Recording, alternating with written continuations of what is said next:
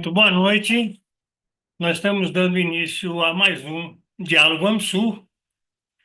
Os Diálogos AMSUR, como sempre, são desenvolvidos pelo Instituto AMSUR, Instituto Sul-Americano para a Cooperação e a Gestão Estratégica de Políticas Públicas, sempre com a parceria do Fórum 21 e também do portal Rede Estação Democracia.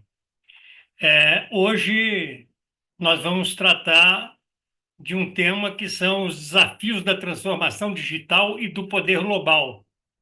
E nós teremos conosco para dialogarmos sobre esse tema, para conversarmos sobre esse tema, o professor Marco Sepic, que é professor titular do Instituto de Relações Internacionais da Universidade de Brasília. Ele já exerceu essa mesma função na Universidade Federal do Rio Grande do Sul. O Marco está em fase de deslocamento, em fase final, né, de seu trabalho como diretor adjunto da ABIN, que é a Agência Brasileira de Inteligência, onde ele também já foi diretor da Escola de Inteligência. E teremos conosco também o professor Marcos Cordeiro Pires. O Marcos Cordeiro Pires é professor da Unesp em Relações Internacionais, no programa Santiago Dantas da Unesp PUC São Paulo Unicamp. Atualmente, ele tem trabalhado as relações entre a China, o Brasil e a América Latina, e ele é coordenador do grupo de pesquisa dos BRICS, né, no CNPq, e membro da diretoria do Instituto Confúcio, da Unesp. Nós, no desenvolvimento extremamente acelerado que as tecnologias, fundamentalmente as tecnologias digitais, vêm tendo no último período, isto vem tendo influências importantíssimas, né, em vários âmbitos. No modo de produção, né, no modo de produção industrial, no modo de ação comercial, nas comunicações, na educação, na saúde, nas relações pessoais, via principalmente redes sociais, nas tecnologias militares, né? Também na política e na geopolítica. E essas tecnologias, principalmente as tecnologias digitais, têm se transformado em larga medida numa das ferramentas importantes do avanço e das disputas, influenciando a própria estrutura do poder global. E esse é o tema que nós vamos tentar tratar aqui hoje. Alguns países têm assumido a dianteira nesse processo, particularmente China e Estados Unidos, né? Há uma grande disputa entre China e Estados Unidos, nós vamos dialogar sobre isso aqui hoje, mas não se pode desprezar em várias áreas os avanços que estão sendo obtidos por vários outros países, né? No campo militar, no campo dos sistemas de informação, tem havido avanços importantíssimos da Rússia, da Índia, Israel, né, um país que tem se desenvolvido muito, e o Brasil vem se distanciando, né? O Brasil nessas tecnologias, o terceiro país mais desenvolvido nas Américas, só perde para os Estados Unidos e para o Canadá, mas em termos mundiais, o Brasil hoje está se colocando numa posição bastante atrás, né? Então, nós vamos hoje trabalhar com esse tema e, e eu vou pedir, antes de já passar a palavra para os nossos palestrantes, vou pedir a todas as pessoas que nos assistem pelo YouTube que se inscrevam em nosso canal Instituto AMSU, que deem o seu like para ampliar a penetração do canal e também cliquem, se tiverem interesse em serem avisados ou avisadas, cliquem no sininho. Então, já para darmos início aos nossos trabalhos, eu já convido para fazer o uso da palavra o professor Marco Sepic. Marco Sepic, com você, por favor. Tudo bem. Eu compartilhei uma pequena apresentação e, para facilitar o diálogo, eu vou procurar ser breve e ocupar uns 15 minutos assim só da gente aqui nessa fala inicial, depois a gente escutar o Marcos e acho que fazer a coisa um pouco mais interativa, tá? Então, em primeiro lugar, eu queria nessa abertura agradecer o convite né, e o trabalho do Instituto AMSUR, os parceiros do Fórum 21, da Rede Estação Democracia, o público que está conosco, né, minha admiração, respeito sempre de mim, por todos os companheiros que estão aqui nos assistindo hoje nesse debate. Cumprimentar também o Marcos Cordeiro, meu colega e amigo da Unesp, parabenizar minha filha Hanna, que faz aniversário hoje, e eu não pude estar com ela no dia, mas ontem estivemos juntos. Eu queria destacar ainda que a responsabilidade por esses comentários ela é totalmente pessoal, né? Como o Granado explicou, eu estou sendo exonerado, né, a pedido, né, desse cargo de diretor adjunto da ABIN, mas muito do que eu vou comentar aqui hoje está informado também por essa experiência e pela reflexão que a gente fez no último período sobre esses desafios globais. Mas a responsabilidade é puramente pessoal e as minhas opiniões não representam nenhuma posição oficial, nem da BIM, nem da UNB, nem de nenhuma das instituições que eu participo. Eu recomendo, nesse sentido, a leitura do documento do Desafios de Inteligência, da BIM, que está disponível na página, e que é um pouco uma síntese assim, dessa nova era que a gente tentou ajudar a implementar no período da gestão. Bom, eu vou falar também de algumas premissas, né?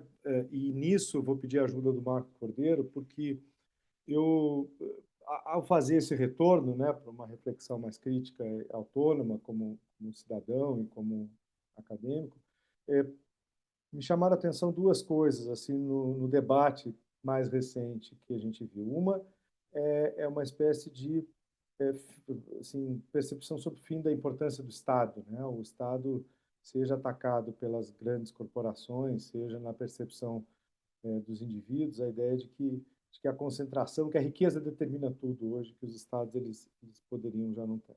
Isso me exige alguma reflexão.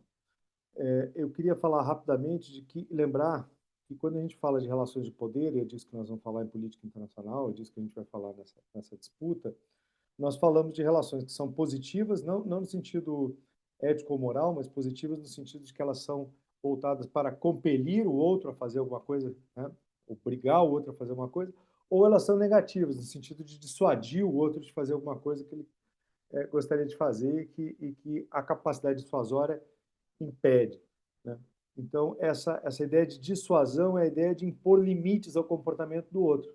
No limite mesmo, impor um limite para que não possa nos matar ou não possa nos eliminar. Isso é importante porque na política internacional nós temos mais do que só poder. Obviamente, a política internacional, as relações internacionais, elas não são apenas relações de poder, né? Nós temos um sistema internacional que é complexo, que é formado por contextos, por estruturas, por interações. Então, cada vez que a gente vai falar de política internacional, mesmo que nós não tivéssemos apenas 15 minutos, mas tivéssemos 15 dias para ficar falando, a gente vai estar falando de recortes. Nós vamos deixar muita coisa importante de lado, né? E a tendência é sempre que a gente minimize isso. Eu queria chamar a atenção para uma série de coisas que não estão no nosso radar, ou para que a gente se preocupe sempre com esses fenômenos que são aparentemente não vinculados diretamente às disputas de poder, mas que acabam afetando e compondo o quadro a partir do qual a gente deve entender isso. O que eu estou chamando aqui de contexto são é tudo aquilo que não faz parte da dinâmica, que não faz parte da interação, mas que afeta, né, o meio ambiente onde a gente está fazendo as coisas,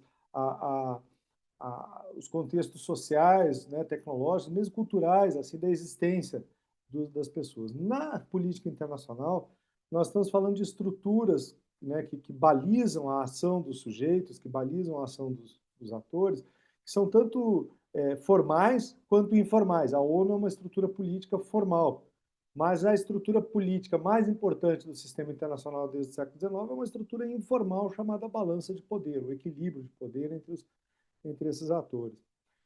E quando nós estamos falando de estruturas, nós estamos falando também de estruturas físicas e sociais, né? E ambas produzem efeitos. As estruturas elas não têm o mesmo poder de agir, né?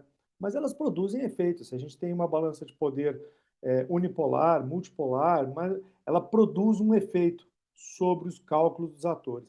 Os atores aqui que a gente está falando, e ficou muito evidente nesse período, e a respeito da discussão tecnológica, o papel dos negócios, das grandes corporações, nós temos hoje aí um número muito pequeno de gestores de ativos, né, de investidores, que são donos da maior parte dessas corporações, que são donos da maior parte das coisas. Né? Então, a gente às vezes esquece que esses atores que não estão visíveis na arena, não são os CEOs das empresas, mas são os fundos de investimento, né, o capital financeiro, ele é hegemônico, é, e ele não é só bancário, né? Ou ele é muito menos bancário. Hoje em dia, tanto é que as maiores empresas do mundo, por valor de mercado, são todas do setor de tecnologia. Mas quem é dono das empresas do setor de tecnologia continua sendo o capital financeiro e esses fundos, né, gigantescos. As interações se dão, então, entre governos e negócios, e entre governos e pessoas, né? E entre negócios e pessoas. Então, essa tríade formam a maior parte dos atores que a gente tem. Claro que eles são muito desiguais entre si, e isso é o outro aspecto que a gente tem que falar hoje, né?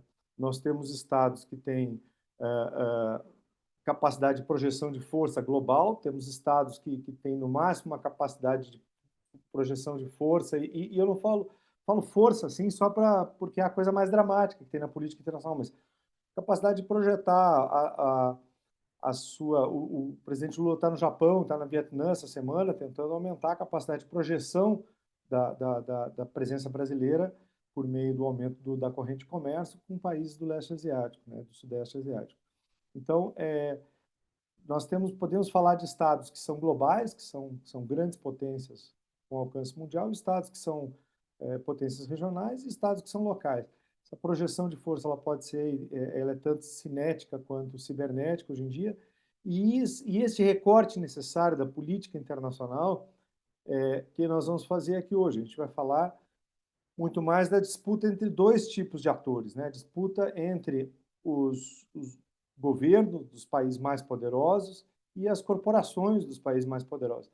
Mas veja bem, nós somos mais de 8 bilhões de pessoas no planeta. É muita gente, quer dizer, são milhões de empresas no planeta, né? São milhares de organizações, de organismos internacionais. Então, os atores não são só esses 10 mais importantes. Agora, é claro que esta concentração ele é o fenômeno político mais importante hoje, né? Essa concentração de poder e riqueza, de capacidade, né, de erguer e destruir coisas, né? Eu queria falar um pouquinho do que vem pela frente, né, nesse período.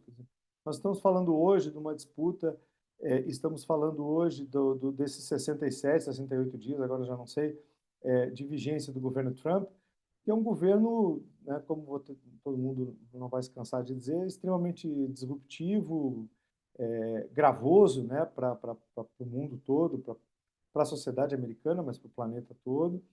Então, a gente tem que colocar essa segunda metade de década de 20 que nós estamos vivendo numa perspectiva um pouco maior de 30 anos. Assim.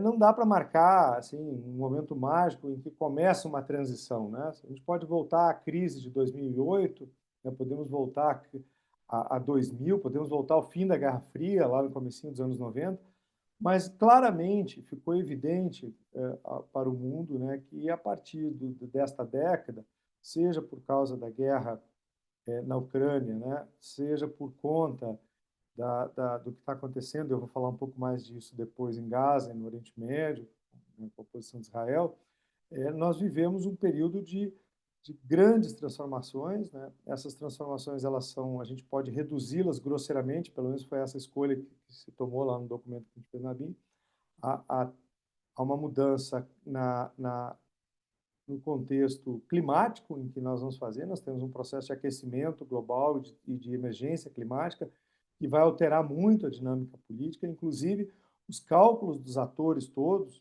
dos indivíduos, mas também dos governos e das empresas, sobre o que é que importa e o que não importa. Quer dizer, nesse momento está todo mundo, e o governo Trump tentou mobilizar, né, a população a favor disso, dizer o seguinte: a mudança climática ou é mentira, né, o negacionismo, ou é uma coisa que depois os outros veem, a gente não vai ter que pagar essa conta. Né? Não é só que a gente vai ficar dizendo para os Estados Unidos que cumulativamente eles são os principais responsáveis pela emissão e tal, e que em algum momento o coletivo global vai cobrar isso deles, mas O agravamento da questão climática vai levar a uma mudança de cálculo nos atores sobre o que é aceitável, desejável em termos de governança global e de transição. A mesma coisa é essa mudança demográfica, nós temos quedas assim sustentadas, né, da taxa de fecundidade, mesmo em países como a África. Depois da pandemia isso se acelerou, mas a gente tem ainda um crescimento inercial, digamos assim, da população global, de pelo menos mais 1 bilhão de habitantes assim nesse período de 30 anos. E falar de aceleração tecnológica nos dias de hoje é uma coisa, né, a última vez que nós estivemos discutindo o impacto, né, da inteligência artificial generativa sobre as atividades de serviços, né, a atividade de inteligência ou de meios de comunicação, as universidades são um setor de serviço, o impacto disso foi muito rápido. Então, para ilustrar isso, a gente estava lá olhando os modelos, né, de inteligência, modelos de IA generativa para raciocínio, né, nas 2 horas da conversa, as empresas tinham soltado mais uns 6 modelos diferentes. Né? Então, falar de aceleração tecnológica nesses 30 anos é uma coisa que nos causa dificuldade de imaginar. Quando a primeira era digital começou, em 1970, digamos, com o patenteamento do primeiro chip de computador, né, a gente tinha lá aquelas leis, né, de crescimento meio exponencial da capacidade de processamento, da capacidade de armazenamento, né, de dados, da capacidade de transmissão, de comunicação desses dados. Tudo aquilo foi se desenvolvendo ao longo de 30 anos, né? Então, não tem por que supor que esses próximos 30 anos vão ser menos disruptivos do que os 30 anos anteriores. E, e, e isso muda completamente o contexto em que nós vamos fazer política, o contexto em que nós vamos tomar decisões, o contexto em que nós vamos resolver nossos problemas. Eu não estou nem entrando, quer dizer, claramente a gente fala de emergência climática e vive a mudança climática como uma coisa que é essencialmente negativa, né? Mas ela vai ter alterações também, do ponto de vista da resposta, que eu considero que são importantes a gente tentar discernir já no mundo contemporâneo, como vocês estavam conversando antes de começar aqui, a gente tem uma COP para acontecer agora este ano no Brasil, né? Então, alguns desenvolvimentos já estão em andamento. Um outro aspecto que não entra que é difícil de enquadrar teoricamente nessa divisão entre contextos, estruturas e interações, é o problema da densidade dinâmica que existe no sistema hoje, um conceito que os ingleses, né, o Buzan e a escola inglesa desenvolveram, e que é um atributo sistêmico, não é um atributo de um ator, né?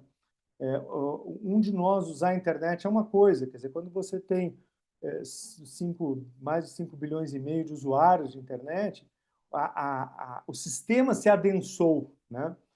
Se a gente tem uma velocidade nas comunicações, no transporte, para levar uma carta de Roma a Florença no começo da Idade Moderna, a gente demorava uma semana a cavalo, né? Hoje, velocidades hipersônicas e um volume, né? Uma densidade, portanto, tanto no comércio quanto nas interações entre as pessoas, nas transações financeiras, que dificilmente é reversível. Tá? A ideia, eu não gosto, portanto, desse conceito de neofeudalismo ou coisa assim, porque dificilmente este adensamento da vida no planeta vai diminuir.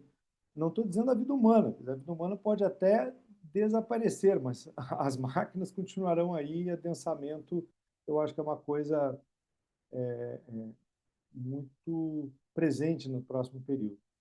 Nós temos uma situação hoje, né, que caracteriza a política internacional hoje, tá? Mas também já de algum tempo e para as próximas décadas, que é uma multipolaridade, porque é óbvio que, a não ser na cabeça, né, das elites americanas, né, que tentaram manter artificialmente uma primazia no sistema internacional durante os 30 anos subsequentes à Guerra Fria, se a gente olhar assim para os atributos materiais de poder e para a vida como ela aconteceu, a realidade, e essa é a minha posição teórica e política também, a realidade do mundo já é multipolar há muito tempo. Ela está se tornando mais evidente, seja pelo fato de que a Rússia ela se reverteu uma parte da adesão que ela tinha tentado fazer ao Ocidente, né? Porque foi sendo excluído e teve que reagir, e também fez escolhas internas, né, que são próprias do seu desenvolvimento político, quanto pelo crescimento gigantesco da China nesses últimos 20 anos. Mas essa multipolaridade desequilibrada, ela é desequilibrada porque não só ela é assimétrica, mas porque ela não tem regulação ainda, um modo de regulação. Nós temos um destroçamento tanto das instituições informais quanto das instituições formais de regulação das relações do sistema internacional. E, além disso, nós temos uma situação social de caos sistêmico, porque a gente não tem mais uma hegemonia, uma direção coletiva aceita socialmente. Nós temos uma escalada, né, da desigualdade e também dos carecimentos, assim, por uma parte da população. Bom, então, tem muita coisa que importa no mundo nas próximas 3 décadas, mas as interações entre as 4 grandes potências que existem no mundo hoje, os Estados Unidos, a Rússia, a China e a Índia, e dessa riqueza extremamente concentrada, né, que dá um poder desproporcional para alguns atores. Os fundos de investimento são 10 empresas com valor de mercado acima de US$ 1 trilhão no mundo hoje, 6 fundos de investimento que controlam boa parte dessas empresas. Então, isso é que vai a maneira como a gente conseguir resolver essa dinâmica entre esses fatores interacionais, estruturais e sistêmicos é que vai nos dar um pouco o quadro de que vai estar acontecendo a partir dessas escolhas que os governos estão tomando hoje.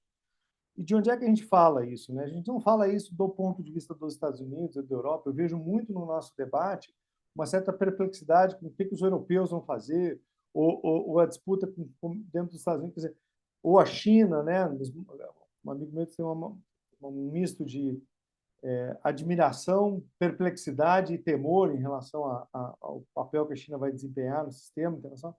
Mas nós não somos chineses, não somos americanos, não somos, né, norte-americanos, não somos europeus, nós somos brasileiros, um país que tem mais de 200 milhões de pessoas, muito diversas, e essa diversidade é boa, mas também muito desiguais, né, no nosso país. Um país que é uma potência, como disse o Granado, né, regional do sul global, ela não é uma potência global, ela não tem capacidade de projeção de força, não quis fazer isso, porque ela tinha outros, o acordo básico, mesmo com todos os defeitos que há na nossa Constituição, o acordo básico, né, da Constituição de 1988 é de priorização do desenvolvimento, né, e de não persecução de formas violentas de imposição dos nossos interesses, dos nossos valores. Então, esses parâmetros e finalidades que foram estabelecidos pela Constituição de 88, eles estão permanentemente sob disputa, uma disputa, digamos assim, que é crônica no Brasil, mas que se agudiza em momentos de crise e que leva a retrocessos políticos por conta das desigualdades que a gente tem. Então, o nosso desafio estratégico dinâmico nessa transição global desses 30 anos é de como é que a gente se mantém, digamos, com autonomia política decisória, como é que a gente mantém a nossa soberania popular e nacional, num mundo em que há um enfraquecimento relativo dos países que não são grandes potências, né, e onde a gente tem um aumento, como disse, da brecha tecnológica, como disse o Granado, né? A gente tem um custo cada vez mais elevado de fazer um catching up no desenvolvimento, tanto tecnológico quanto das forças produtivas no país. Bom, eu ia falar disso tudo como premissa, né, mas eu já gastei os primeiros 15 minutos.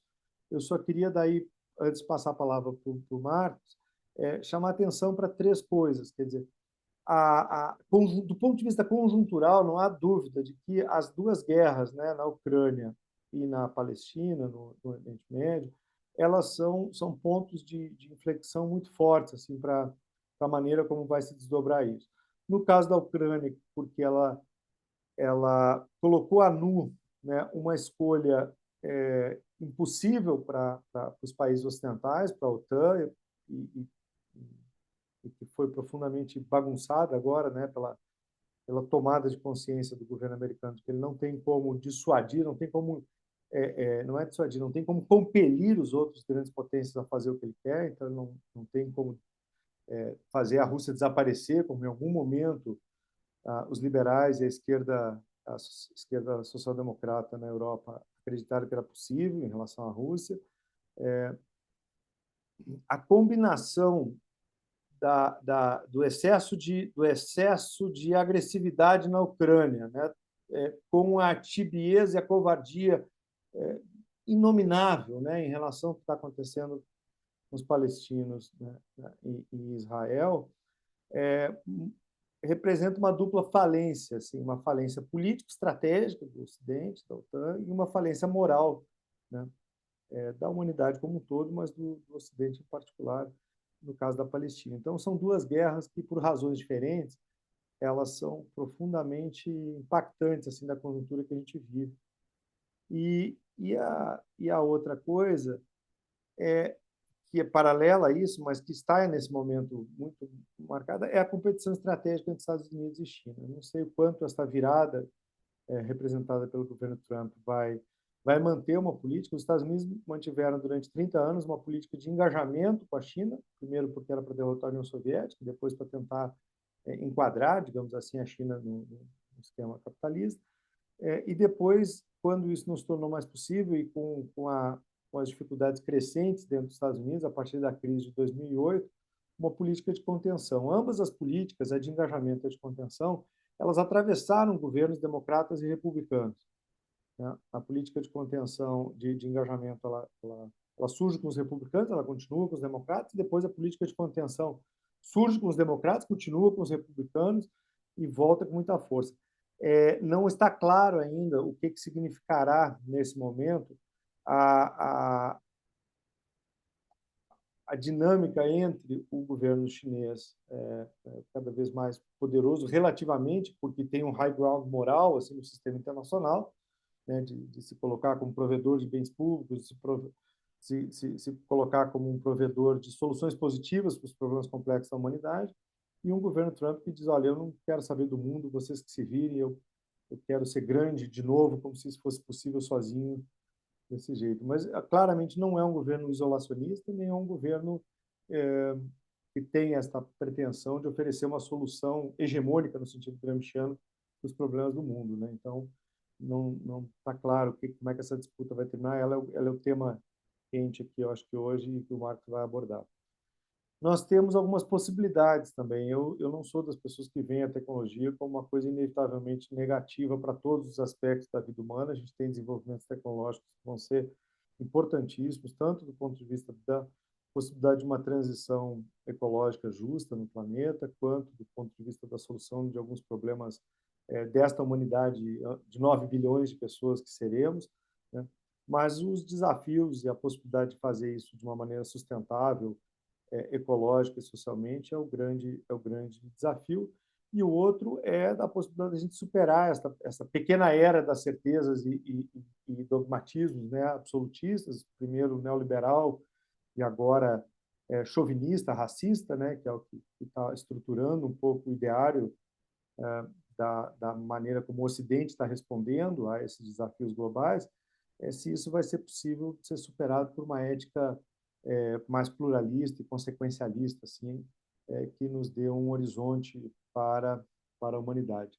Então, eu deixo vocês com essa discussão, quer dizer, e eu acho que não eu digo o seguinte, que a quantidade de vezes que a gente fala de tecnologias do bem aqui no sul global, né, não é só no Brasil, mas o presidente Lula foi muito enfático nisso em relação à inteligência artificial, ou no nosso programa também de uma transição ecológica justa, da demanda por mais cautelas, né, tanto na regulação do desenvolvimento tecnológico, digital, quanto cautelas também em relação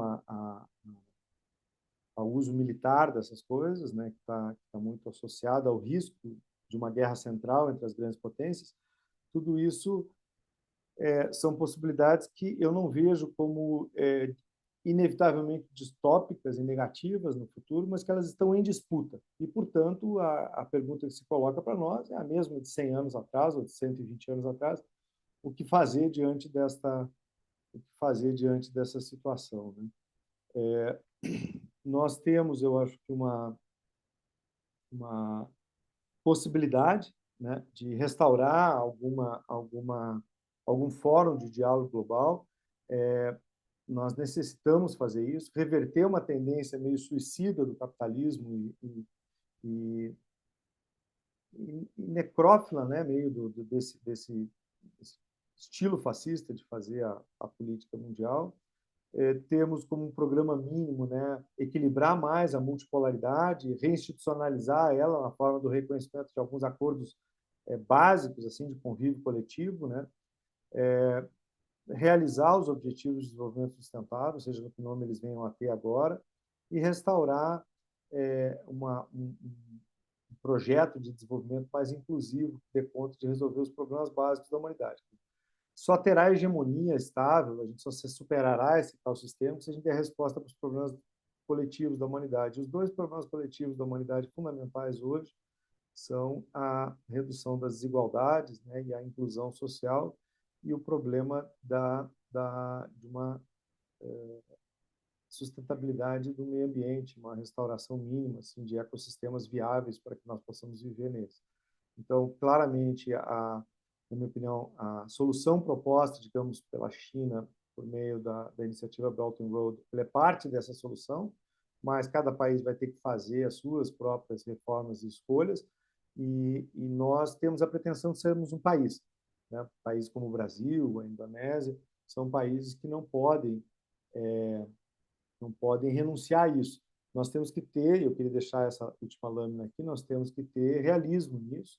Nós somos um país que tem dificuldades, como disse o Granado, no setor digital, tanto no Brasil quanto na Indonésia, ele é relativamente pequeno em relação ao total do PIB, e ele tem características assim de dependência e atraso tecnológico muito importantes, mas são países que querem continuar sendo países nesse mundo de gigantes e que, portanto, tem que fazer o seu dever de casa, fazer suas reformas, né, autofortalecedoras. O que são reformas autofortalecedoras? Que garantam, né, uma capacidade fiscal para o Estado, que garantam capacidade de investimento, que garantam que isso seja feito de maneira minimamente inclusiva, né, e equitativa. Então, cada país tem que fazer a sua parte, mas acho que claramente hoje a gente está diante de duas possibilidades ou dois convites muito claramente opostos assim no sistema internacional, e a China nesse sentido me parece fazer parte da solução. Acho que era isso. Eu vou parar por aqui, Granado, e passo a palavra para o Marcos, e depois a gente volta ao debate, se for o caso. Desculpem ter me alongado. Bom, eu quero agradecer muito ao Marcos Repique. Eu acho que você dá um panorama bastante abrangente dos desafios que estão colocados perante a gente. Eu passo, então, agora imediatamente para o professor Marcos. Marcos, com você. Então tá, muito boa noite. Eu agradeço bastante o convite do Antônio Carlos Granado, do pessoal da Ansur, a quem eu, na sua pessoa, eu cumprimento todos os colegas da Ansur. Né? Gostaria de cumprimentar o colega Marco Sepic, também o Samuel e a Ana Penido, né? E além dos meus alunos que estão aqui acompanhando a nossa gravação. É uma honra muito grande. Eu gostaria de começar a nossa discussão chamando a atenção para algo que o Antônio Carlos Granado falou no comecinho, né? E o que relacionado a desenvolvimento. Então, se nós pegarmos dois dados interessantes, em 1980, a renda per capita do Brasil era 10 vezes maior do que a China. Em 1988, quando nós começamos a parceria para a construção de um satélite de observação terrestre, as capacidades de Brasil e China eram praticamente equivalentes naquele momento.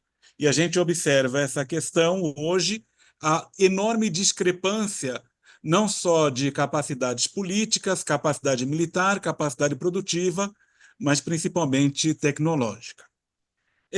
Mencionando essa questão de capacidades, a gente poderia utilizar o conceito de poderes estruturais, tal como uma economista britânica chamada Susan Strange nos apresentou no seu livro Estados e Mercados, né?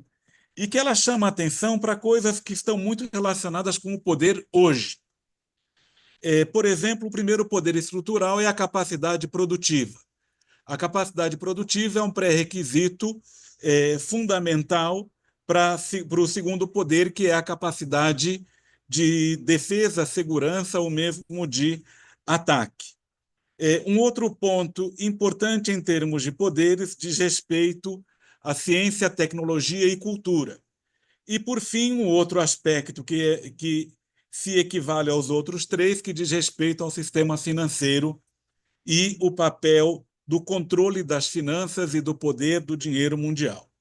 É interessante a gente notar que, nesse momento, nos Estados Unidos, só há consenso para uma coisa entre democratas e republicanos. Esse consenso diz respeito à contenção da China.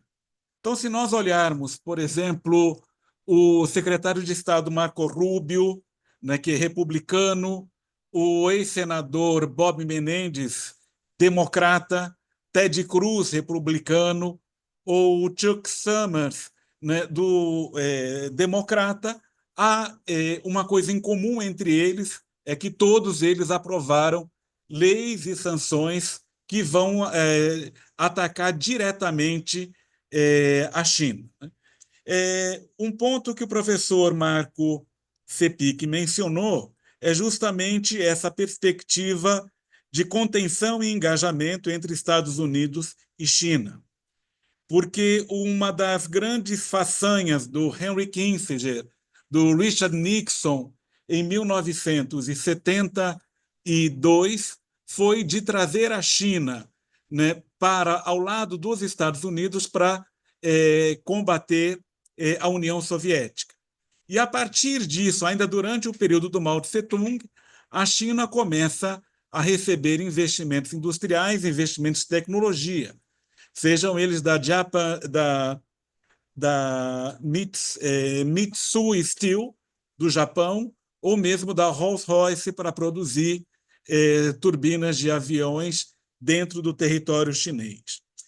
A partir do início da globalização, os americanos tentam criar um mundo que poderia ser dividido assim.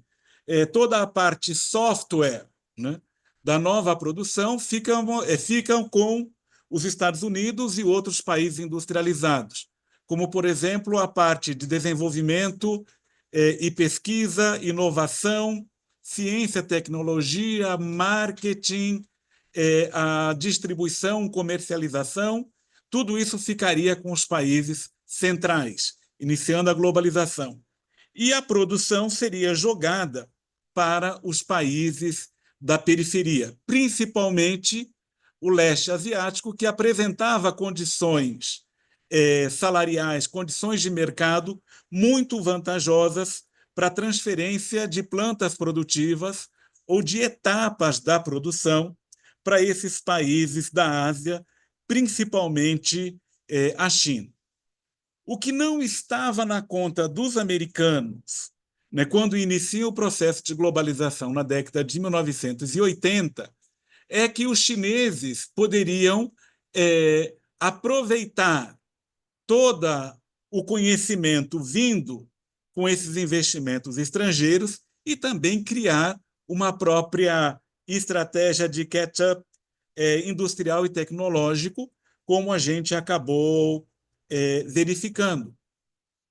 Nesse projeto, né, é importante destacar que a China tem um ativo político, né, que, infelizmente, o Brasil não tem, que ela tem um ativo político que é a possibilidade de escolher o seu próprio caminho de maneira soberana, né, e enfrentar esses problemas. Em comparação com o Brasil, né, nós não temos estas possibilidades. Então, nós não temos a capacidade de aprofundar políticas industriais e de desenvolvimento tecnológico. Nós temos sempre a contenção fiscal, né, como uma imposição para refrear as nossas opções, e também a própria ideologia neoliberal que se incrustou na nossa elite, né, que impede de ver o Brasil como alguma coisa que não seja exclusivamente um celeiro ou a grande mina do mundo, como acontece hoje. A China, diferentemente de nós, que não temos poder, né, para escolher os nossos caminhos, a China organizou uma tarefa importante no sentido de absorver a tecnologia, de desenvolver a tecnologia ou de se apropriar daquela tecnologia e também de desenvolver novas tecnologias, o que passa necessariamente pela organização de um poder nacional ou de um interesse nacional mais destacado. Um aspecto importante é que a China ela vai galgando etapa por etapa da integração nas cadeias produtivas até chegar ao topo com suas marcas e com suas tecnologias. Isto estava fora do quadro dos Estados Unidos e de outros países ocidentais que imaginavam que a história fosse algo estanque e que aquelas vantagens comparativas que eles haviam desenvolvido não poderiam ser apropriadas por outros, né, como, por exemplo, a China ou mesmo a Índia. Esse desenvolvimento tecnológico assustou os americanos justamente num ponto, né, que é de ruptura nesse processo de globalização, que é o ano de 2008, quando acontece não apenas a quebra do Lehman Brothers e toda a crise de subprime, mas também, naquele momento, a própria resposta chinesa para a crise, já que a China era completamente dependente do mercado internacional e organiza um enorme pacote que nós podemos colocar entre aspas, de tipo keynesiano, de quase 800 bilhões de dólares, né, que acaba ajudando a reverter, né, a dependência do mercado internacional e também, né, colocar a China como um ator importante, ou naquela época como a segunda turbina da economia mundial, né? Porque se nós observarmos do ponto de vista da América Latina, o ciclo recessivo ele foi evitado, né, a partir de 2010 até 2013. E em 2013, as economias latino-americanas dependentes do mercado chinês entraram numa profunda recessão, principalmente quando aquele primeiro projeto chinês se inicia. Então, em 2011, os americanos iniciam o projeto Pivô para a Ásia, né, e esse projeto Pivô para a Ásia previa, né, do ponto de vista democrata, uma globalização excludente com relação à China, exclusivamente aquela parceria transpacífica que imaginava uma globalização excluindo a China, ou TTIP, né, que era outra proposta para a Europa, também excluindo a China. Um ponto importante nessa avanço da tecnologia chinesa é a própria escala de formação de quadros técnicos. Então, por exemplo, áreas como estatística, telecomunicações, engenharia, matemática, informática, a China tem uma formação, né, absurda desses quadros. Alguém poderia, em algum momento, lembrar algum princípio dialético de que a quantidade gera qualidade e que a qualidade gera quantidade. Então, literalmente é o que a gente verifica na China, essa enorme quantidade de quadros. Poderíamos destacar, né, o projeto Made in China 2025, criado em 2015, como um processo que começa a organizar a China para galgar níveis mais elevados de desenvolvimento tecnológico, de desenvolvimento produtivo, de desenvolvimento de marcas e de ter uma presença maior no cenário internacional. A isso, a gente soma, como também lembrou o CEPIC, acerca da iniciativa Belt and Road, né, que foi uma resposta para aquela crise de 2013, que significou exportar capacidades produtivas ociosas para o exterior, criando uma nova dinâmica internacional, né, questionando justamente os americanos naquilo que eles ofereciam internacionalmente, que eles diziam chamados bens coletivos internacionais.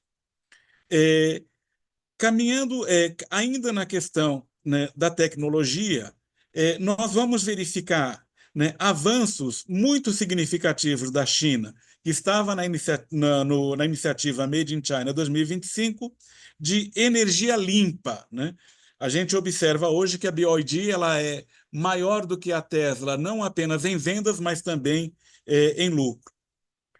Observamos também um avanço muito grande em tecnologias aeroespaciais. Então, a China desenvolveu, a partir da sua própria tecnologia, a sua estação espacial que está em montagem. Desenvolvimento de satélites, né? E, especificamente, algo que a gente está vendo hoje e que consta num dos 37 acordos firmados entre Xi Jinping e Lula, a questão relacionada à constelação de satélites e também a disputa com a Starlink do Elon Musk no provimento de internet via satélites, né? Ainda vale a pena mencionar, né, nesse ponto do desenvolvimento aeroespacial, o próprio desenvolvimento de mísseis supersônicos e uma questão, né, que é uma dúvida, né, que alguns colegas chineses comemoram muito, que é a divulgação de um caça de sexta geração, né, que é completamente disruptivo na perspectiva. A China, né, ela está tendo, por conta das pressões bipartidárias americanas, uma restrição ao acesso à tecnologia, né, principalmente de semicondutores de última geração, né, e que se proíbe tanto a venda quanto a venda de chips, quanto a venda de qualquer coisa que seja útil para a produção desses chips e também de pessoal técnico, né, que poderia auxiliar os chineses no desenvolvimento da sua produção de chips avançados. E, por fim, algo, né, que também foi mencionado pelo Marco Seppi, que é a questão da inteligência artificial, né, que é uma questão disruptiva, não disruptiva pela criação exclusivamente de modelos, né, mas pela capacidade de criar, né, algo muito sofisticado com uma infinidade menor de recursos. Quando foi anunciado o DeepSeek, as bolsas Nasdaq e New York e de Nova York tiveram uma perda no dia de 1 trilhão de dólares. Avançando aqui, que eu sei que o tempo nosso é curto, né? Esse tipo de competição, né, ele tende a se intensificar, ainda mais com a política do governo Trump de efetivamente romper com as cadeias produtivas da globalização e romper com todo aquele sistema de regras que tanto os americanos se vangloriavam, que garantiu a estabilidade do mundo e a própria organização da ordem internacional. É possível, né, que a gente veja daqui para diante a intensificação dessa guerra, né? A guerra não só tecnológica, caminhando para a questão comercial, para a questão produtiva, né? Essa política dos Estados Unidos hoje, né, não é uma novidade do Trump, o Trump muda apenas a intensidade da competição. Por fim, né, aí, claro, né, trazendo essas discussões para o debate, tentar discutir, né, como que se reorganizaria uma ordem internacional. E aí seria interessante pensar, pelo menos na perspectiva chinesa, aquilo que os chineses consideram como iniciativas globais, a iniciativa global de desenvolvimento, a iniciativa global de segurança, a iniciativa global de segurança e a própria iniciativa Belt and Road, né, que se colocam como o estabelecimento de regras para construir uma nova ordem internacional em que se baseia no respeito e não no modelo único que pode ser transplantado para todos os países.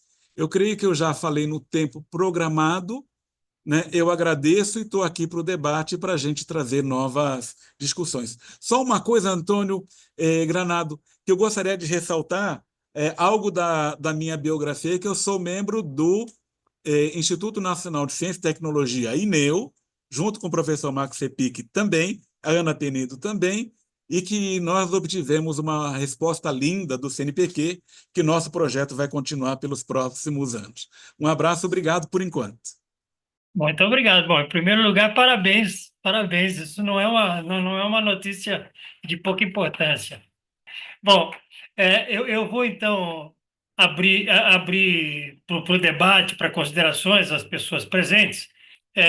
Eu queria levantar uma primeira questão, já enquanto as pessoas se inscrevem, é, que eu queria, né, explorar um pouquinho, vocês dois, com relação ao Brasil. O Brasil nesse quadro que está colocado, né? Queria que vocês, se pudessem aprofundar um pouco isso, porque realmente a gente vive algo que é de conhecimento bastante amplo, uma situação política delicada, né, há já alguns anos, uma situação política delicada que não tem permitido que a gente avance em uma série de projetos que são fundamentais para o país, né, e esse processo político tem provocado atrasos, né?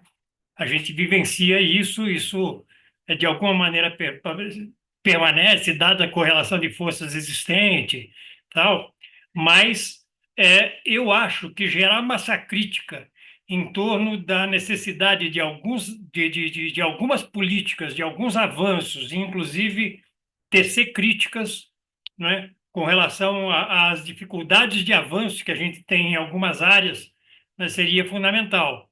A gente, ao perder capacidade tecnológica, ao perder competitividade industrial, né, a gente se coloca em posição relativamente subalterna. Então, se vocês pudessem explorar um pouquinho Brasil, né, nessa discussão toda, eu gostaria muito. Então, Samuel, com você, por favor. Tudo bem, pessoal? Boa noite ao Cepic, ao Cordeiro. É um prazer estar com vocês aqui, né, gente? Eu tinha um tempo que eu não vi os dois. O Cordeiro, inclusive, né, gente? Eu tive o prazer de ter uma conversa bastante de barzinho, assim, no outubro passado, né? Onde a gente começou a brincar com algumas coisas que acabaram acontecendo, né, Cordeiro? Você vai lembrar bem. Olha, mas em todo caso, me pergunta, muito na linha da sua pergunta, Bernardo.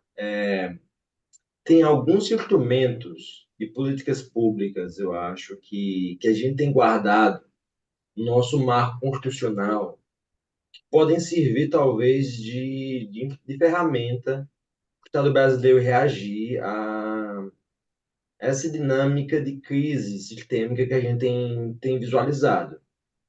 A gente tem aqui um país que tem vedações, por exemplo, à propriedade de empresas por via estrangeira. Mas a gente sabe muito bem que existe, a partir disso, uma limitação de percentual, talvez possa ser caminho para a criação de joint ventures.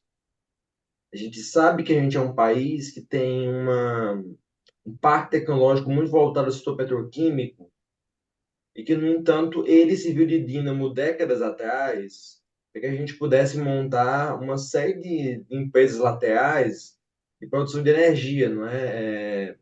Sobretudo no setor de biocombustíveis.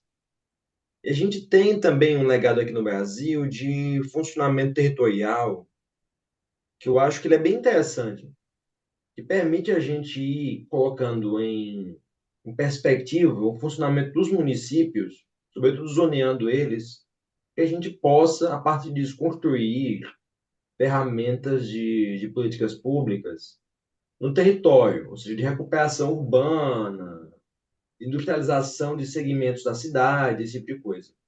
Eu falo disso porque a gente também tem problemas domésticos que podem ser resolvidos ou talvez ser respondidos, por exemplo, por uma melhora de investimentos em lugares-chave. A gente tem alguns problemas aqui que a gente precisa lidar como nação, mas são problemas do território. Salvo engano, a gente tem um problema em Porto Alegre significativo de desindustrialização da cidade. É algo a se pensar. Mas do outro ponto, eu assinalo, porque talvez a resposta possa vir desse legado aí de empresa, em tanto visto, e que pode ser um caminho para a cooperação com estados-chave. Não falo somente a China, mas outros países do BRICS, não é? Vai muito na linha, talvez, do que o CEPIC falou em dado momento da fala dele. Eu queria saber muito a opinião de vocês, na verdade, sobre esse tipo de problemática eu estou tratando aqui, né?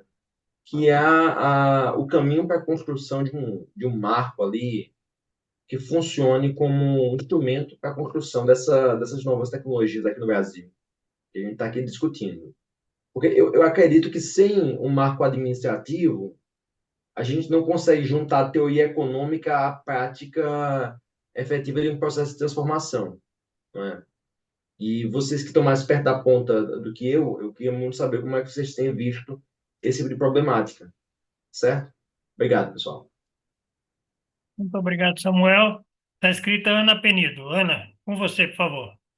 Eu não vou abrir Sim, a câmera porque eu tô com o filhote.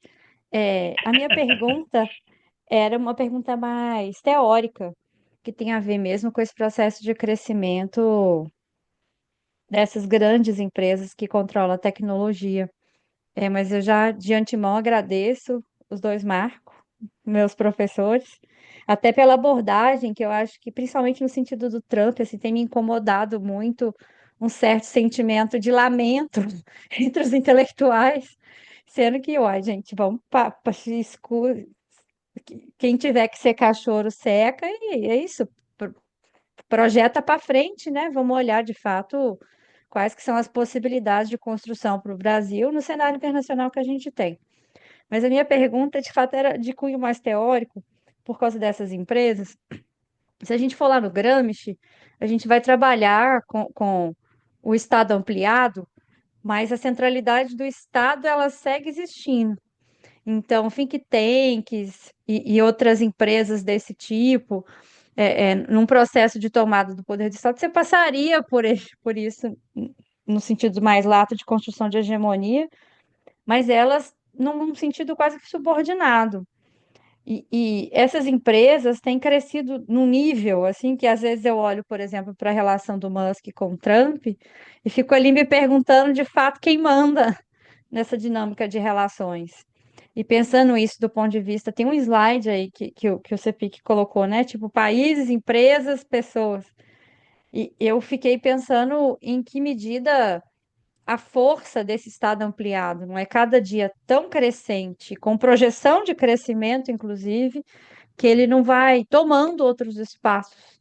Então, em alguma medida, a gente vai ver esse Estado ampliado pulando para o controle do Estado e não mais o que a gente via antes, em alguma medida, esse Estado ainda mantendo as rédeas dessas outras ferramentas. É, é, é uma dúvida mesmo. Surgiu essa discussão esses dias entre nós e eu queria escutar a percepção de vocês. obrigado, Ana. É, Ana Penido está assumindo um cargo na diretoria da ABED, Associação Brasileira da Indústria sobre os Estudos de Defesa. Parabéns, Ana. Eu vou devolver a palavra para o professor Marcos Sepic e também na sequência para o Marcos Cordeiro, já para as suas considerações finais. Marcos Sepic, com você, por favor. Obrigado, Samuel. Obrigado, Ana. Deixa eu começar pela questão do Samuel, porque ela é mais... As duas são muito difíceis, né? Na verdade, eu concordo contigo que nós temos um estoque de experimentos, de desenhos institucionais e de potencialidades, né, no Brasil que justificam a gente ter a posição que tem na economia e na política mundial. E também concordo que a maior parte, talvez, claro, a gente tem deficiência de capital, de investimento, deficiência de acumulação, digamos assim, disso, né?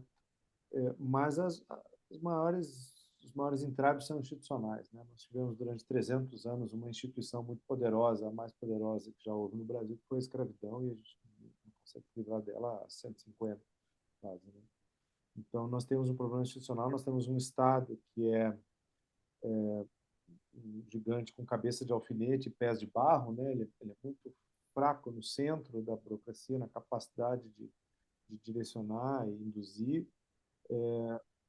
E por que ele é um problema? Porque boa parte do que você está dizendo depende de ter algum tipo de acordo básico, que a gente não tem a respeito da própria Constituição, né? Uma Constituição que está sempre em disputa, mas principalmente depois como é que você traduz isso em implementação. A implementação de políticas, ela depende de tecnologia, depende de investimento, mas se você olhar, por exemplo, o Marcos já expôs bastante sobre os achievements chineses, você sabe disso melhor do que eu, mas a política de erradicação da miséria, quer dizer, aqueles últimos 90 milhões no campo, ela dependeu basicamente de articulação institucional, mais do que de grande. Teve um acordo, uma articulação institucional com as Big Tech, uma parceria, né, entre o Estado e o setor privado, mas ela dependeu de você ter uma estrutura administrativa ramificada com capacidade de chegar lá na ponta e individualizar a solução para cada família miserável era diferente e responsabilizar o servidor público, né, por realizar a política pública. Então, é um negócio que depende de muita construção institucional. Então, eu acho que o principal papel e desafio é a gente manter, digamos assim, as instituições funcionando e aperfeiçoando elas, tornando elas mais porosas aos de baixo na sociedade, né? Esse continua sendo, acho que, o principal desafio do Brasil. A Victoria Tibor-Rui, ela trabalha com um conceito muito interessante de reformas autofortalecedoras e autoenfraquecedoras, né? O que os Estados Unidos estão fazendo, Ana, aí para misturar um pouco as duas coisas, é que claramente a escolha eleitoral, né, a vitória eleitoral do Trump, na forma como ela se deu, ela vem acompanhada de um conjunto de reformas que são autoenfraquecedoras da capacidade do Estado, né? Essas reformas são autoenfraquecedoras do ponto de vista fiscal, porque ela renuncia a qualquer tipo de regulação e de taxação, né, e de controle do antitrust, né, da formação de cartéis, portanto, ela leva não só ao enfraquecimento mesmo da capacidade de investimento do Estado, mas leva também a um enfraquecimento mais sistêmico, né? Mais sistêmico da capacidade de resposta da sociedade, formação de quadros, isso tudo, né? Se eu começar a ser dogmático e querer cortar 400 milhões de reais da Universidade de Colômbia porque ela não reprime os ativistas pró-Palestina, já tem um efeito disso, já está sendo visto, né?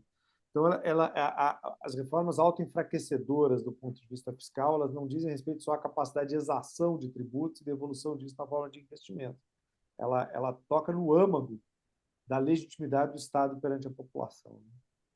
E o segundo tipo de reforma autoenfraquecedora é militar, quer dizer, você entregar para um conjunto de corporações mais de 70% do orçamento de defesa dos Estados Unidos já é executado por empresas privadas, né, contratadas, e o avanço que o grande capital financeiro e tecnológico está tendo agora sobre esses contratos, e a figura do Musk é emblemática nisso, é muito forte. Então, ela é uma reforma autoenfraquecedora também da capacidade militar.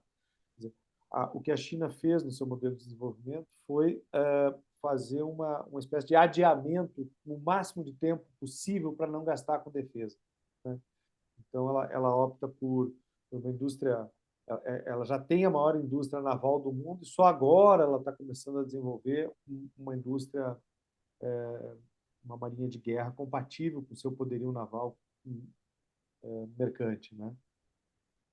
Saiu um relatório eu não sei se foi da Randall, do CSI, do CSIS, né, da semana passada, sobre a indústria naval, que só em 2024 a China produziu mais navios do que os Estados Unidos desde a Segunda Guerra Mundial, né, do ponto de vista da guerra mercante.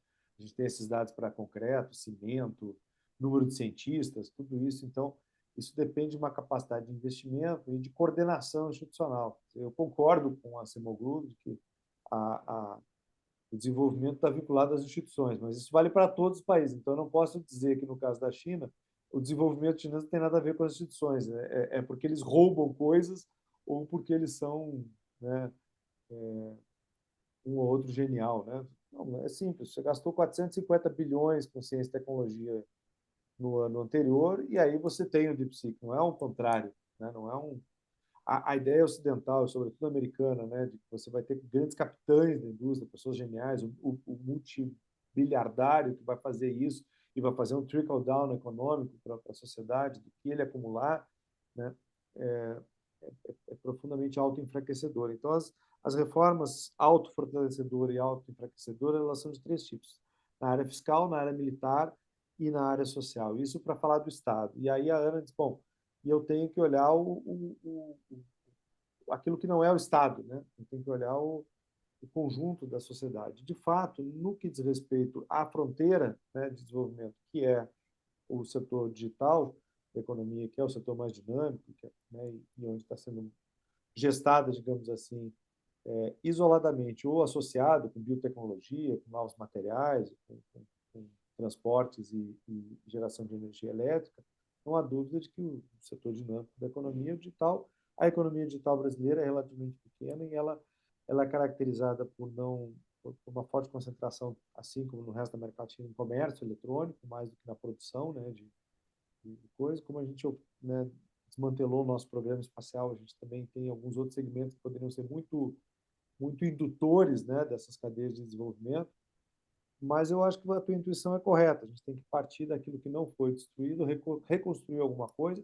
A própria indústria naval, o pouco que está se fazendo agora com a nova indústria Brasil, já vai fazer uma diferença grande, né? O setor de biotecnologia e a própria biodiversidade brasileira. E o outro ponto que o Marcos Cordeiro mencionou também, que eu acho que é muito importante, é continuar valorizando as pessoas, né? Não desistir das pessoas. As engenharias no Brasil, elas tiveram uma queda depois da pandemia na procura muito alta. Quer dizer, a ideia básica é que se você vai ser um país terciário desindustrializado, você não precisa de engenheiros, né? Você precisa mas porque você vai usar os engenheiros é para eles irem para o setor financeiro, depois fazer cálculo calculatorial e fazer day trade, né? Então, nós precisamos recompor o investimento nas pessoas, porque seja em setores soft, como de turismo, ou de preservação da própria biodiversidade, que é como a China também mostrou no norte da África, no norte, né, no combate à desertificação, a própria reconstrução da sustentabilidade ecológica, ela é hoje um elemento fundamental assim para o desenvolvimento nacional de novo tipo, né? Não baseado na velha industrialização lá do modelo ainda dos anos 40, né, do século XX. Então, eu acho que a gente tem elementos, tem algumas vantagens comparativas que o Brasil tem se ele optar né, por fortalecer a sua capacidade institucional, né? Agora, isso sem ilusões, né? Isso é muito difícil porque hoje a gente tem um pensamento, e eu acho que isso apareceu no caso chinês também mais recente. Por exemplo, a China só conseguiu sair do corner, né, com o negócio na área dos chips e da guerra com semicondutores, quando ela disse, olha, eu vou fortalecer minha indústria de semicondutores e de chips legados, porque aí eu domino 70% do mercado, não está na ponta, mas com isso eu consigo criar a demanda, consigo criar a indústria e tal. Então a gente tem que deixar de ficar se mirando só nos países, mas isso e achar que você vai fazer um catch-up tecnológico de saltar 8 gerações, né? Nós vamos ter que entender qual é o nosso lugar médio e quais são as indústrias que são adequadas. Acho que o governo brasileiro, nesse momento, ele tem um entendimento razoável disso, com o projeto da Nova Indústria Brasil e com o Plano Brasileiro de Inteligência Artificial, mas não está dado. Quer dizer, isso tudo está em disputa, né? Nós estamos lá com o governo Trump tomando providência para fechar o Ministério da Educação. A China e a Índia juntas colocam 600 mil engenheiros no mercado de trabalho todos os anos, né? Os Estados Unidos colocam 60 mil, né? Então, é muito difícil esse Make America Great Again, corre o risco de acelerar um declínio relativo e, se for, nós não estamos falando de nenhum país irrelevante no mundo, né? Ele pode ser profundamente desestabilizador para o sistema, né? Não necessariamente ele vai só dar o lugar, né, os próximos. Venha o sul global e me supere, né? E aí é isso, Ana. Eu não acho que o Estado ele esteja perdendo relevância em absoluto, mas há lugares em que você tem uma escolha, né, por um modelo de desenvolvimento que é profundamente anti-institucional, né, de maneira geral, anti-institucional e irracional, né, não só anti-intelectual, mas anti-científico, anti-cultura, né, que é de natureza diferente do fascismo, inclusive dos anos 20 no Brasil, que eram tecnófilos, né? Ele é tecnófilo aqui num certo nicho, né? Mas, de maneira geral, ele é anti-irracional. E isso pode levar a que alguns estados eles realmente venham a desaparecer. Nós temos áreas do planeta hoje, regiões, eu tinha uma discussão sobre guerra ali, em que os estados, mesmo alguns estados grandes da periferia do sistema, estão se tornando inviáveis não como democracias, né, mas estão se tornando inviáveis como estados nacionais, né, comunidades autônomas e soberanas do sistema. Isso é muito preocupante, não porque a gente seja estadocêntrico por si mesmo, né, mas porque isso significa um processo de barbarização da periferia, né? De deixar a periferia viver a lei da selva. E a lei da selva não nos interessa. Então, não nos interessa perder capacidade de investimento, perder capacidade fiscal, capacidade de produzir política pública, não nos interessa enfraquecimento militar excessivo e a escolha que o Brasil fez nos últimos 20 anos, né? Aí é a área da Ana, né? De usar os militares para outras coisas que não a defesa nacional e de tolerar um modelo, né, de, de forças armadas e não, que é enfraquecedora da capacidade de defesa brasileira. Tudo isso ligado a uma tolerância com exclusão social, autoritarismo e violência, ela não é um bom prognóstico. Tá? Agora, nós somos assim há muitos anos, né, e não explode. Então, não sei se vai ser o governo Trump que vai conseguir explodir o Estado americano. Acho que não. Tá? Acho que eles têm ainda possibilidades assim de encontrarem lá um caminho e se tornar, digamos assim, uma força mais positiva para o desenvolvimento da humanidade nas próximas 3 décadas. Mas não, o que está acontecendo agora claramente não é positivo nesse sentido. A única coisa positiva que tem nesse governo foi isso, de se reconciliar minimamente com a realidade e nos tirar 2 passos de perto da guerra nuclear global. Né? Mas não é pouco, né? A gente sabe que nenhum de nós gostaria de viver a guerra nuclear total, mas não é o que o mundo precisa apenas. Né? E o resto do programa, o resto das realizações, são todos objetos, assim, né? Tanto do ponto de vista comparativo, quanto do ponto de vista intrínseco, assim, ou endógeno aos Estados Unidos, né? Ao papel que se esperaria que o país mais rico, mais desenvolvido, mais poderoso militarmente no sistema fosse desempenhar. Como o Marcos mencionou isso, tanto a Rússia quanto a China convidaram várias vezes nos últimos 20 anos os Estados Unidos para fazer uma espécie de multipolaridade mais equilibrada e negociada, né?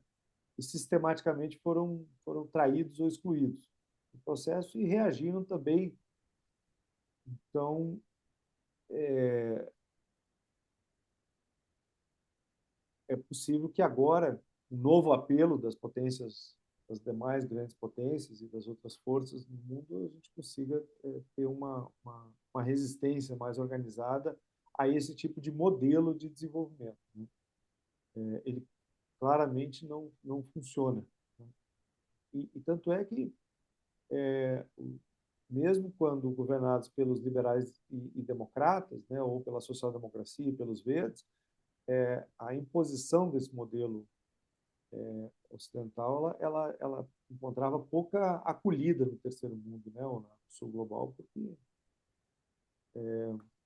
ele realmente não funciona tanto do ponto de vista da sustentabilidade ecológica, quanto do ponto de vista da sustentabilidade social, né, quanto mesmo do ponto de vista da capacidade de decisão, assim, de ter um centro de decisão nacional ainda minimamente estabelecido, nem que seja coordenado com outros países. Digamos, os países mais fracos eles vão ter menos capacidade de se colocarem individualmente no sistema e, por isso mesmo, eles precisam de muita coordenação.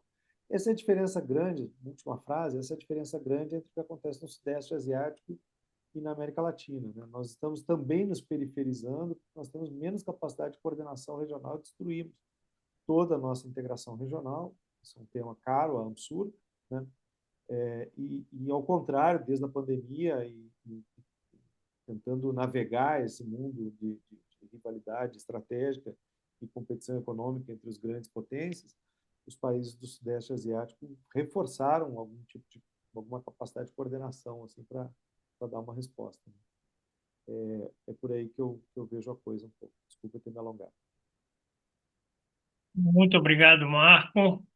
Professor Marco Sepic, quero agradecer muitíssimo. E passo agora imediatamente, então, para o Marcos Cordeiro Pires. Professor Marcos, com você, por favor. Tá ok, obrigado. Né, eu vou, no primeiro momento, né, dialogar contigo e com o Samuel, né?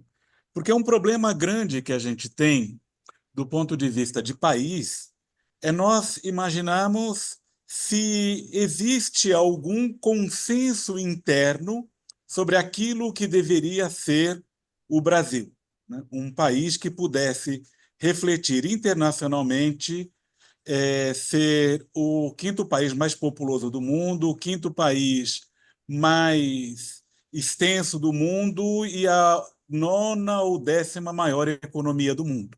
Então, a gente gostaria de expressar isso internacionalmente. Só que nós deveríamos ter um tipo de consenso interno, né? E nós não temos.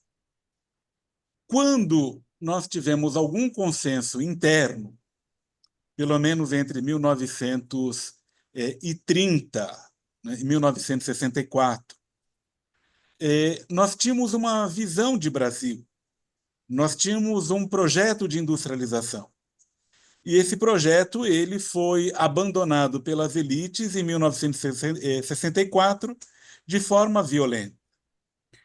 Nós olhamos se nós tivermos, por exemplo, o parlamento como uma expressão do que é a sociedade brasileira, do que pensa a sociedade brasileira, se isso acabar por refletir, o que nós teríamos de resultado do ponto de vista de um projeto de Brasil seria aquele projeto apresentado pelo Instituto do General Vilas Boas, né, em que apresentava um projeto de nação com esse nome, em que praticamente recusava qualquer tipo de industrialização no Brasil. Então, a gente pode pegar esse projeto na internet e verificar que ele pode ser qualquer coisa, né? Menos um projeto de nação ou um projeto de Brasil, né? Porque ele dava como fato consumado a nossa inserção internacional como fornecedores de commodities no mercado internacional. Aquele projeto de nação que foi apresentado pela direita, né, e com apoio expressivo das Forças Armadas do Brasil, ele não oferece, né, nenhuma alternativa para nós, enquanto país, nos desenvolvermos, desenvolver nossas capacidades, desenvolver nossa tecnologia, nossa capacidade produtiva, ou, como eu disse anteriormente, desenvolver os poderes estruturais do Brasil. Então, a gente está num problema que é sério, né? Porque uma das questões para pensar um projeto alternativo passaria pela mudança da política macroeconômica e essa própria lógica de de uma macroeconomia restritiva, que considera investimento como gasto e aí limita o espaço mínimo que o governo tem para investir. Então, a gente deveria pensar em como reconstruir um mínimo de consenso dentro da sociedade brasileira para, a partir daí, pensar num projeto de desenvolvimento que não seja nem voo de galinha ou o tapete de Penélope, né, que daqui a 2 ou 3 anos poderia ser desfeito. Então, esse é o primeiro ponto que eu gostaria de chamar a atenção. A segunda, levantando as questões colocadas pela professora Ana Penito. O Estado, né, por mais que na década de 1990 se falava de um mundo sem fronteiras, o fim do Estado-nação, ou o fim da história, né, o que se vê, principalmente no governo dos Estados Unidos, é que o Estado, enquanto ator, né, ele continua mais ativo do que nunca. Então, lembrando, né, ainda nos Estados Unidos, que o governo do Trump, o primeiro governo, inicia a lógica de políticas industriais, e essas políticas industriais continuaram e foram desenvolvidas no governo Joe Biden, né, e essas políticas industriais elas tendem a continuar com esse neomercantilismo do Donald Trump. As empresas elas têm, né, o seu peso, né, mas eu já ouvi há muito tempo atrás alguém mencionando um comitê de negócios da burguesia, né? Então, eu creio que isso é válido. Eu poderia exemplificar de duas maneiras, né, o tanto que esse Estado, ou quanto essas empresas trabalham em favor dos Estados. O Trump ameaçava em reanexar ou de retomar o Canal do Panamá. E justamente uma dessas big empresas mencionadas pelo professor Cepic é a BlackRock, um dos maiores fundos de investimento do mundo, né, que tem interesses, por exemplo, na nossa Petrobras, na Vale do Rio Doce, né, e tantas outras empresas aqui no mundo.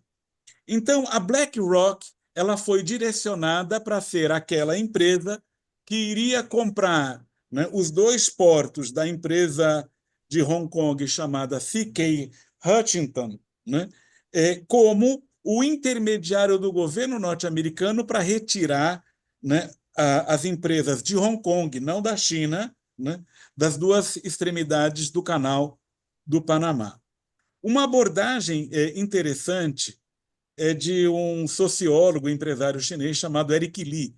As pessoas podem encontrar isso no YouTube, em que ele faz a comparação para saber se a China é capitalista ou não é capitalista. Então, ele cita um exemplo de que, nos Estados Unidos, os empresários, ou o complexo industrial militar, ou o complexo tecnológico industrial militar, ele tem um poder muito grande no Comitê de Defesa, no Comitê de Orçamento, no Departamento de Defesa, e acaba exercendo o seu interesse por meio do Estado. Em comparação, ele chama atenção, nenhum bilionário vai se interpor ao Partido Comunista da China. E, do ponto de vista de exemplificar esse fato, é interessante lembrar que o Jack Ma, que é o criador da Alibaba, ele iria lançar, né, a maior IPO, o maior lançamento de ações iniciais do mundo, com a sua empresa de meio de pagamento chamado Alipay, e um dia antes eu imagino que o governo chinês o enquadrou, que ele ficou 4 meses sem ser visto, né, publicamente, né? Aquele IPO não saiu, né, e basicamente mostrou a centralidade do Estado chinês naquele sentido, né?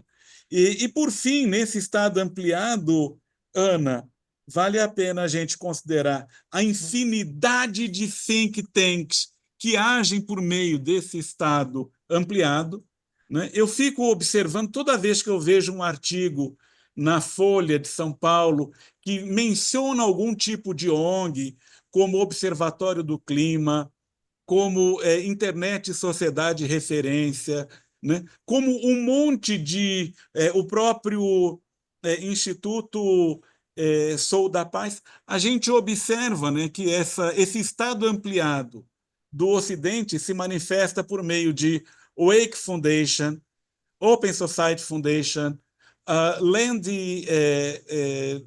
Land Climate Foundation, né? E a gente vai olhar esse Estado ampliado, né, daquilo que a gente chama o modelo, aquilo que se chamava anteriormente de imperialismo, criando no Brasil, né, uma certa consciência que supostamente é progressista e que, ao fim e ao cabo, acaba manifestando o próprio interesse dessas forças hegemônicas dentro do nosso país, vendendo isso como se fosse progressista. Poderia colocar aí nesse meio também a própria agência pública, que vale a pena verificar quem que patrocina esse site supostamente progressista. Mas é isso aí, eu já falei bastante. Muito obrigado, Antônio Carlos Granado, obrigado, Ansur e os colegas e toda a assistência pela oportunidade de compartilhar minhas ideias. Quem tem muito a agradecer somos nós, né? Quero agradecer muitíssimo ao professor Marcos Epic, quero agradecer também ao professor Marcos Cordeiro Pires. Eu acho que a gente avançou num tema que ainda demanda várias outras discussões. Já queria deixar a possibilidade de a gente voltar a ter algumas atividades em cima de alguns desses temas. Queria agradecer a participação de todas as pessoas que estiveram conosco, agradecer inclusive os alunos da Unesp que nos acompanharam, né? Estamos muito orgulhosos de termos feito uma atividade dentro de sala de aula. Essa é uma novidade para o trabalho do Instituto AMSUR. A gente já tinha feito muita coisa, mas atividade dentro de sala de aula a gente ainda não tinha feito. Quero agradecer muitíssimo, né? E quero já também convidar todas as pessoas que nos assistem para que estejam conosco novamente na próxima segunda-feira, num novo Diálogo AMSUR. Muito boa noite a todos e a todas.